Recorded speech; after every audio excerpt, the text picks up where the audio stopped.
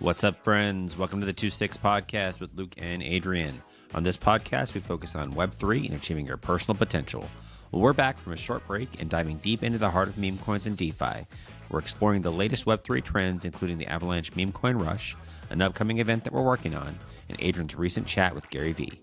As with all of our episodes, none of what you hear today is to be considered financial advice. This content is for educational purposes only. With that all said, let's get to it. Welcome to the 2-6 Podcast with me and Luke.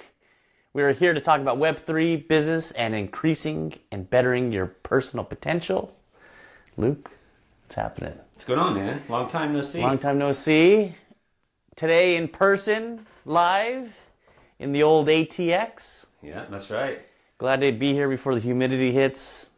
So, it's nice. It's always nice to be back. Yep. So, lots of stuff's going on since we last talked. Yeah. So, what's been going on, bro? Dude, a lot of everything. The world of real estate is always fun and exciting. Got to jump on with the man himself, Mr. Gary Vee, yesterday. Talked a little bit about everything, about 5 different topics within about 10 minutes. It was awesome, dude. Yeah. Yeah, so... Yeah, that was cool. I'm bummed that I missed it. I'm going to try to catch the replay, though. I didn't even know that you were doing it. I know. You were on. I was like, I'm on. Luke, give me my earbuds. And then, I don't know what to do them. Let me use your mic. Anyway, it was like panic fest, but it went good. Nice. Of course, it never goes good as well as you think it is because you're a little bit nervous. Blood pressure's up a little bit. Yeah. And I actually wrote down some notes. I'm like, because, my eyes are going everywhere. I'm thinking in my head, being creative, trying to keep the conversation going. It went all right. Nice. We'll see him Tuesday, live at the office tour. Vayner Sports Pass, one of the best ways to see some cool shit. That's awesome. Wish you were there, Luke. I know. I really wish I would go. So I'm actually going to be in New Orleans, though, so I can't. So sometimes when it's the girlfriend's birthday, like you kind of want to do what she wants to do versus just being like, hey, we're going to go do what I want to do on your birthday. Go show boobs and look at boobs. Well, so she's actually there for a conference. Oh, so, that's right. So, yeah, conference. so it's not... No party. Right. Well, awesome, man. So what you and Gary talk about? Oh, dude, so my original question was about real estate. Obviously, we don't talk a whole lot about real estate on this podcast, so it was a little bit more focused on, hey, I'm going to say it's focused on, but I started off like, hey, I want to talk about doing a real estate podcast or trying to create content.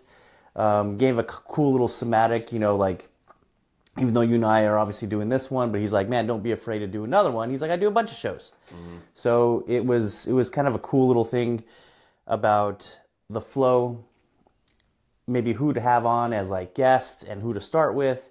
So like starting off with like guys that have been doing it for years, old timers, and he shared a hack, So it's nice. It's always good to have great advice from him. We talked about the Vikings, the Jets. We talked about VF1 or VFriends Series 1. We talked about VCon. And looking forward to that. Yeah, and my boy's going to VCon. So, dude, it's so crazy. I'm literally like, we talked about 5 or 6 things in 10 minutes, and it was like, I just wanted the conversation to keep going. Yeah. So, even had tried to get. I was like, dude, we talked about being on the pod, man. You responded to my email. It's a 20th place trophy thing, anyway. So I was like, yeah, glad. I like how he bypasses it. Yeah. He's like, yeah, no, absolutely. I'm like, let's set a date. But I know his schedule's like super crazy. Oh, for sure. But, still going to keep asking, man. Yeah, no, that's awesome. Got to get the GV. That's right.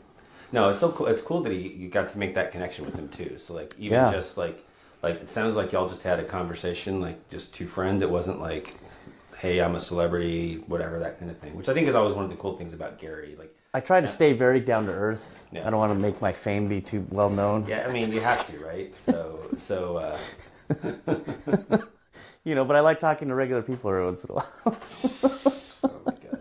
Just kidding. So, no, but that's cool, man. So yeah, so I'm excited about. So have you thought of the name for? Is it gonna be 2-6 Real Estate? Maybe, yeah. Real estate, maybe, yeah. I've been thinking about it. Something to kind of keep it in the same realm would be cool, right? Yeah.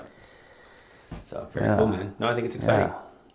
Cool, man. So what you want to talk about? Why you're in Austin? It's dude, because Austin for one's cool. Yeah. This guy's here. I mean, you just don't see me, of course. Right. But I mean, mainly it's, dude, the real estate game out here is changing. I think, dude, Austin's like growing. It's, I would say, definitely one of the top 3 cities in terms of growth, technology. To me, it's almost like the Silicon Valley of tech and Web3. And I feel, we're going to be here for consensus. We're still trying to get, Emin on live on the pod. That would be awesome. But it's truly, for me, it's investment, man. Investment is out here. I think this is kind of like the place to be in terms of living, staying here, growing a business, especially a tech, Web3. I think it's all kind of here, man. Yeah. So I'm excited about it. Yeah, no, it's a great place for that. And I think it'd be cool to be able to do more in-person stuff if you do get out here, or at least get involved with some of the stuff that you're doing. But yeah, so in terms of the investment stuff, I know you'll probably talk a lot about that more on your if you do launch a new podcast, right? Yeah. But kind of what are some of the things that you're seeing in that space that you think are like, if folks are like wanting to kind of dip their toe into it, like what are the things to know? Maybe not necessarily where to get started, but just some things to spark curiosity about. In the real estate game? Yeah, like in what you're doing in terms of like... And real estate, what's cool about it is it's so broad. There's so many different ways of other than just like buying a home and living in it. There's an investment aspect to it. And when people are looking at getting into the investing side of it, it's one that majority of people have, generally their biggest investment is their house. Mm-hmm. They have a lot of equity generally in their house. But when you go a little bit beyond, you've been doing it a long time, or you have investment properties and you start getting some cash flow, you're starting to look more into the investment side of it. Mm-hmm. And I'm looking more towards increasing cash flow, increasing your net worth, and down the line, finding a way of actually making more income. But truly the goal would be to find more passive income. Yeah. Or as passive as it may be anyway. So multifamily apartment complexes, mobile home parks, RV parks, storage units, businesses, depending on, which ones. So it's cool, man, because you have a lot more activity out here. Yeah. And a lot more options. Granted, everything's a lot more expensive, but it's, these little moments of dips, gullies, whatever you want to call them, they're always a good time to kind of pick up and get involved, get invested, if you can find the good deals, and that's what I'm out here for. Yeah, no, I think that kind of stands true both with real estate, but then also with crypto as well, right? So ideally, if you're kind of being mindful about how to best do it, having the capital available to invest when the dips happen, that's the time you want to do it. You don't want to make those purchases at the highs. So I think that it's good for that. And it's been a while since Austin's kind of been that place. I think this very recently is the first time it hasn't been like growing like by a ton every day. So now maybe the time for that to happen. And it's pretty cool. I mean, I pulled up a graph the other day, yesterday actually, and dude, it's nothing. It's like when cock mooned, right? Just all nothing but up. There's a slight down 3%. Austin metro area in residential. So it's almost like buying any other type of coin or buying whatever. You try to buy the dips. You generally want to kind of scale in any market, right? Yeah.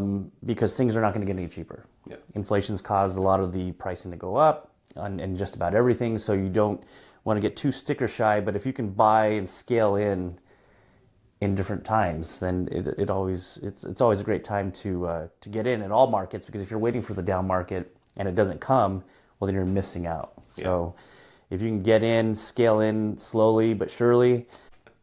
Yeah, man. So that's that's kind of the cool thing that's going on out here. What have you been up to? A lot of stuff. So one of the big things, and if you follow me on X, you might have seen it there, but I recently was accepted as an ambassador for the Avalanche Foundation. So that's pretty exciting. I mean, y'all know that if you listen to the podcast, Adrian and I are both super bullish on Avalanche as a whole. Mm-hmm. Not necessarily even just as in terms of like the coin, but just the network in general. Like I think it's just such cool technology that it has. The scalability is awesome. The community is fantastic within Avalanche. I feel like, I've interacted with other chains as well, and I do like other chains. I'm not exclusive to Avalanche, obviously. Like we talk about, Ethereum, Solana, other things that we're involved in. But I think one of the cool things about it is like people that are involved in Avalanche tend to be pretty smart. Yeah. Like, I mean, especially those that are involved in chicken and other things where, like, you know, there's these, you learn something every time you attend a space or hear from folks and that kind of thing. So Mother brains is what I call them. Yeah. So I call him Gigabrains. He calls them Mother Brains. It's a cartoon thing. Yeah. Was that Pinky and the Brain? What was it? Or no, it was... Dude, I pulled it up. It was like... Metroid? It was Metroid. It was Metroid, yeah. Anybody, old Nintendo guys, you know who Metroid is. They still have new Metroid. But they had a cartoon, and anyway, there was a mother brain, big lady with like a big brain in a glass container. Yeah. But anyway, she was behind it all. Yeah.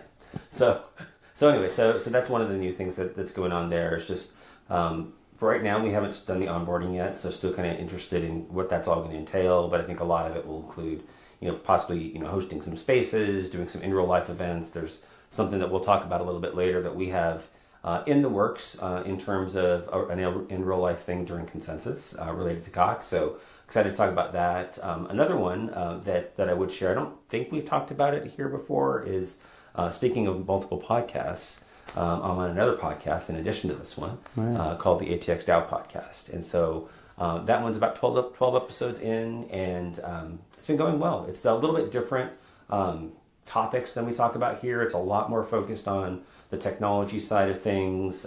There's multiple co-hosts that are part of it. So for those that aren't familiar with the DAO, or at least the city DAO, ATX DAO is a city DAO where, you know, folks from the local area, or at least have some connection to the area, work together to better the state of Web3 crypto in that area. So speaking of making Austin a Web3 hub, that's really one of the main missions of ATX DAO. So I think the cool part too is they had a pitch fest for some of these entry level or small companies or companies that were looking to grow. I thought it was cool. I wish I was there earlier. I didn't get there that early, but still saw the finalists, saw who got selected, and it's pretty amazing, dude, to seeing the technology getting introduced into like real world companies. I think it was more like a compliance and legality. What is it? Legal? What do you call it? Compliance and like risk management compliance. Risk and compliance. Yeah. So, you know, with tied into AI and blockchain, and I mean, it was actually, there was two companies, but anyway, it was pretty neat. It's pretty neat to see it kind of come together, get the panel or the judges that were actually asking the hard questions, and, you know, seeing these guys do their thing. I think it was pretty neat. Yeah, no, it's exciting just to be around like that startup culture and like seeing what people are doing, like how that process works, all of that. So definitely was a really cool event that we're able to go to.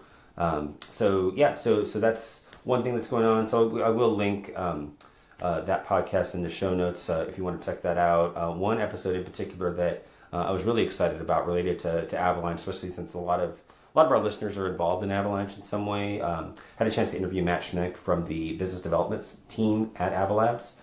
So that actually came out last week. So when y'all see this, it'll have been 2 episodes ago. But it was a really great interview. So just got a chance to talk about a few different things. One of them, we talked about Memecoin Rush, which we'll talk about a little bit now too. Nice. But also talking about Teleporter, which is going to really be cool with the subnets on Avalanche. So it was definitely a good one.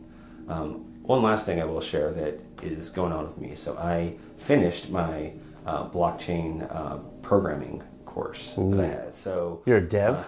So I'm not a dev. You're a dev. I am not a dev. What can the devs do? Right. Can the devs do something? No. So I had a chance to do that. So Sweet. As if you're a regular listener, you've probably noticed we have not had an episode in the month of March. So we're now in April. And so we haven't had an episode out recently. And so part of the reason for that is that I've been very busy trying to learn how to code both Python and Bitcoin script at the same time with almost no coding background at all. So nice. That was a bit of a challenge. I think the episode that we talked about it a little bit was the Ambitious Angel episode, which was 2 episodes ago. And it was definitely very ambitious of me to decide to take a course that I had not done the prerequisites for. So we took a spring break. An elongated spring break. Dude, so Gary had an ambitious angel, actually just an ambitious hat. Super limited supply. Of course, now I want to get my hands on one. If you ever see me with a black hat with a 1 word on it, It's because I got lucky. Those corduroy hats. Are they corduroy? Yeah. Oh. Yeah. He's very interesting how he'll plant something, like just a clue, and then you'll find out that was a clue months and months later. Yeah. So he was talking on it was either a podcast or like YouTube or something that I saw of him. He was talking about trends of how corduroy hats are in, and then like a month later he dropped his like high-end corduroy hats for VeeFriends. So he's there's always some kind, and if you ever see him like in person or like in a live stream or something like that, you'll see he'll be wearing something, and he's basically just testing it out because he's going to launch it in a few months. Like there was a Driven Dragon shirt that he wore at VCon 1 that he was just wearing it, and then 6 months later they launch it. The same thing with the shoes. It's probably going to be a Lids collaboration of some sort, and they probably got a great deal on a bunch of corduroy pants back from the 80s and 90s that none of us wanted to wear, and they made hats out of them. Yep. So they probably got the material for free because then we're swooshing when you walk, because you don't have to swoosh wearing a hat. Yeah, for sure. And corduroys. So yeah. But anyway, so that's what's been going on with me. So let's talk a little bit about just some stuff that's going on just in the space. So this is a big week in the NFT space. A lot of our listeners are hopefully have a chance to be there. We obviously did not because we're here in Austin, but NFT NYC is going on right now. Mm-hmm. And so had a chance to tune in last night to the Botcast just for a bit. And here they did a live space from NFT NYC. So several folks from the community were over there. Clint did the space with some of the people there, and so definitely had a lot of FOMO. Hopefully in future years we'll get a chance to go there. It's just been a little tough with school and work and other stuff going on, but next year I'm hoping to be out there. But it looks awesome. I picked the wrong week. I'm going Monday, but I mean that's for the VaynerX office tour through Vayner Sports Pass, but. I mean, I wish I could have been there a week, but man, it's expensive to stay in New York. It is pricey. It is pricey. That would have been a good time to go. What am I doing here? I should be in New York.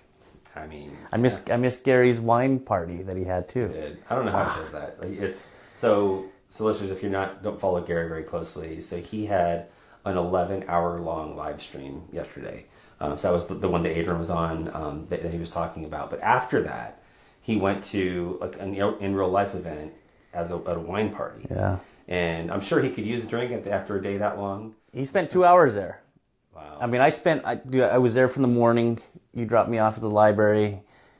I got the message. I got on, and it didn't go off. Like, I went from my laptop to my phone. You're like, what are you listening to? I was like, I don't know. Gary's talking. I'm going to try to get on.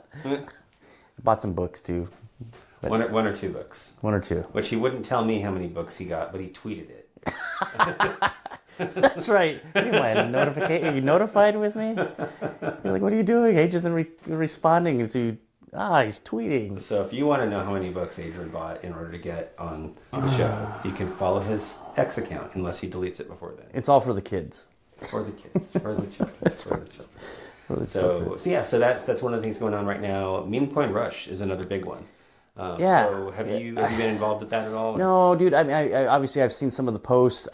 Dude, it's hard to follow. I mean, just follow everybody's got so much going on. I have not. So you might be able. I mean, you got me to dabble and stake some cock and I think tech. We got dropped. Mm-hmm. I think there was a few other ones. The Kong was one of the other ones. But I do a lot of the pools and some of the staking through Trader Joe. But no, you want to elaborate more about what the Rush is about? Yeah, happy to do that. So listen, if you don't use Trader, if you're on Avalanche, you probably know about Trader Joe. It's one of the main dexes out there that is used for that. There's others that you can use to trade coins within Avalanche. So Uniswap, and there's a few others. Decentralized exchanges for anybody not knowing the acronym. Decentralized exchange. And so Trader Joe is one of the main ones that's out there. And so they, along with some other ones, are partnering with the Avalanche Foundation, who is essentially, what is the right word? Incentivizing folks to stake their meme coins, which is actually just a really cool thing in general from Avalanche. I don't know that a lot of other blockchains really embrace the meme coin culture like they have, which I think is great. I mean, it's... I think Ethereum has. Well, it was like Pepe and... Well, if the Ethereum community has, I would say, but Ethereum doesn't really have like a version of Ava Labs. Like certain other chains kind of do have that. So Ethereum's a little bit more like it's devs. It's not really anyone like doing that. But there are definitely meme coins on Ethereum. Solana has tons and tons of them. But I think it's just cool that Avalanche is incentivizing that. So basically, they are providing AVAX for folks that do certain things within decentralized finance with the meme coins. So Trader Joe, as one of them, they do a single-sided staking pool, which if you're not familiar with single-sided versus liquidity pool staking, so single-sided staking just means you put the coins, you lock them up. It's kind of like putting them in a bank account, even though it's not a bank. You put them into that account, and you'll earn rewards just for having it locked up in there. And so there's... At launch, there were 10 different coins that were included in that.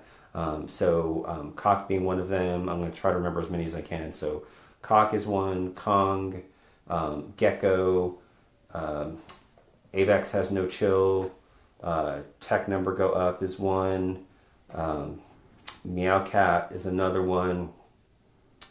Dog with Crocs. Dog with Crocs is now in. So they actually, so they added, I saw it. Today they added 4 more. So Dog with Crocs is one, Cat with Hens is another one, Wolfie is another. Anyway. That shit one too. It's the shit one. Yeah, it's a shit. It has shit in it. It's something else. I don't know. Anyway, I'm butchering it. But Clinton King mentioned shit. King shit. There you go. I like King shit. Well, I pictured like a poop emoji when you said that. See, here's an idea. So, I mean, yeah, good. Actually, some friends of mine from the ATX DAO actually have a meme coin called Trash, and they're on the base blockchain. But yeah. So anyway, long story short, so there's 10 different meme coins that you can stake, and if you stake for each one that you stake, you get a certain amount of return on that. But then if you have more than one, so there's certain tiers that you have. So if you have 5, then you get a kicker, like an increased rate that you get those bonuses on. If you have all 10, then you get a higher amount. If you stake Joe, which is another coin that Trader Joe has, that kind of like a profit sharing coin that they have. If you stake that, then you get more. If you leave it for a long period of time, you get more. There's incentives that the whole community does. So if everybody kind of stakes for a long time, then we get a bonus because we all win together kind of thing. So anyway, so it's really cool. And so by the time you listen to this, if you listen on the day that it drops, we'll be probably in week 3 of Memecoin Rush. But it's just a cool way to, if you're going to hold the coins anyway, obviously there are risks involved in any kind of smart contracts that you might interact with. There could be, a bug in there that wasn't caught. I think Trader Joe's pretty reputable. I mean, they do a lot with a lot of money, but it's not without its risks. But you're not going to suffer any kind of impermanent loss where like the valuations of the coins change. You want to explain impermanent loss? I can give a high level of what impermanent loss is. I think it'd be good. We all struggle with a little bit of impermanent loss knowledge and understanding. Yeah. So this kind of staking that we're talking about now is single-sided staking, and that does not have impermanent loss as one of the risks within it. So another kind of liquidity that you can provide is when you have a pair of tokens that you put in together. So basically, let's say you had 1 million cock, and you were going to put an equivalent amount of AVAX, so an equivalent dollar amount. So you put that in, you get a coin that's kind of your liquidity coin, and then basically what happens is as people buy cock, they take from the 1 million cock that you have and replace it with AVAX that keeps your balance the same. So in a sense, your dollar value stays pretty much consistent if you're tracking it in US dollars. Now, if the value of AVAX or cock changes significantly for the less, let's say AVAX goes way down and cock stays the same, then at some point you start to lose the overall value of everything that you have.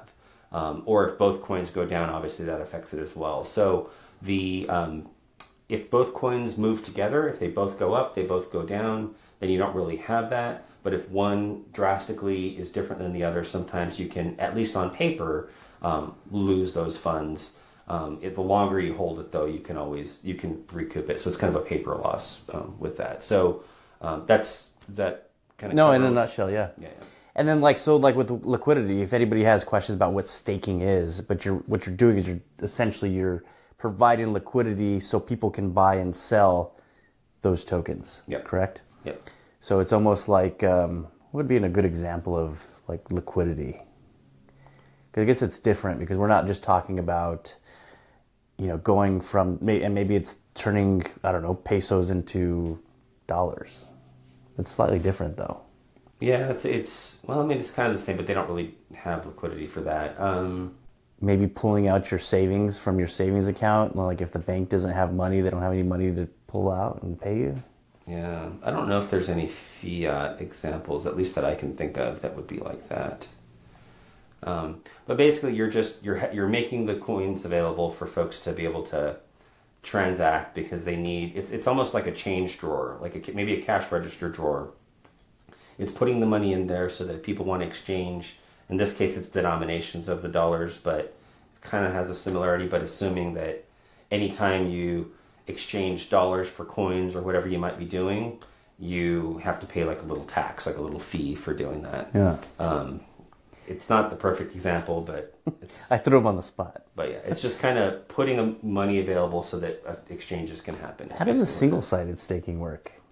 So I don't really know what the benefit is to the DEX for a single-sided staking. Yeah. For the coin, the benefit is that the coins are locked up. So the supply is less, people are less incentivized to transact. So if people buy more of it, then it kind of raises the value of that token. Yeah. And so that's really the main thing that I know of that it helps, but I truly have that question myself. Like I don't know how it helps the DEX. Because another like Platypus Finance does something similar. I'm having issues connecting to their site. I'm not sure what's going on with it, but they were doing something very similar. Their whole thing was lowering slippage rates with transferring or converting stable coins.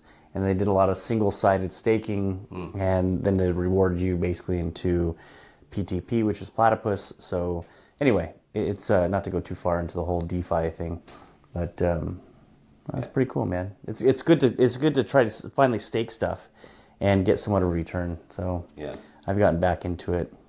Good old Joe. Yeah. So that's how the Trader Joe version of it works. Now there is a more traditional like liquidity pool available as part of the Memecoin Rush as well. So there's a few different partners out there that are doing it. Stake Hut is one of them. What's it? Yak. Oh yeah. Yak Finance, I think it's called. Anyway, there's a few other ones out there where you can get increased LP rewards for providing LP for certain meme coins that are a part of it. So anyway, so there's that going on as well. We'll link in the show notes like how to get to the tweet that I get post. They don't call them tweets anymore. It's not Twitter. The post from the Avalanche Foundation, and then some of the ones from Trader Joe in them as well. I think one of the biggest differences too, like I had this NFT that Luke was always wondering, like, how did you get that? And I think where it makes a lot of sense going into Avalanche is anybody who did stuff back in the last bull on Ethereum, like it costs like $250 or $500 in gas just to do something on the blockchain. And I think that's where Avalanche became so popular, is that it costs pennies, maybe sometimes dollars, like a couple of bucks, but it's never like $250 or $300. It might be, maybe in a bull, it might be $5 or $20, but it's never like $500. And I know I'm not alone. We were all doing transactions, and it cost us literally $500 to move things around. There's a plus thing with that, like it keeps people in, and you really truly need to get out. Like it's going to cost you to get out or move things. It's nonsense in my eyes, but it's kind of nuts. I think, and it's just like gas in general is just crazy. That's one of the great things about Avalanche, but even other blockchains. Like I don't, unless I'm specifically trying to do things with my Ethereum NFTs, I don't do anything on Ethereum. Like DeFi on Ethereum, I don't know why you would ever do it. Especially now with so many other options, like Avalanche being one, but even if you wanted to stay on like a layer 2 of Ethereum, like I would just do it on Base, I would do it on Optimism, Arbitrum, one of those. Like It doesn't make sense. Like almost gaming too, right? I mean, gaming. I mean, moving. Like, say if you had items, why would you? I mean, to move items around would cost a ton of money, especially in like a bull market where there's a lot of transactions going on. Yeah, so just nonsense. Yeah, they did. So Ethereum recently did an upgrade to their network. So one of the cool things that happened with that is that it made some of those layer 2s like Base a lot cheaper to bridge to and to transact with, which is just kind of great. But it also is like, I don't want to do anything on Ethereum. So I bought some Link token the other day from like Chainlink. And so it's currently in the centralized exchange that I bought it from. And I need to move it to like a self-custody account.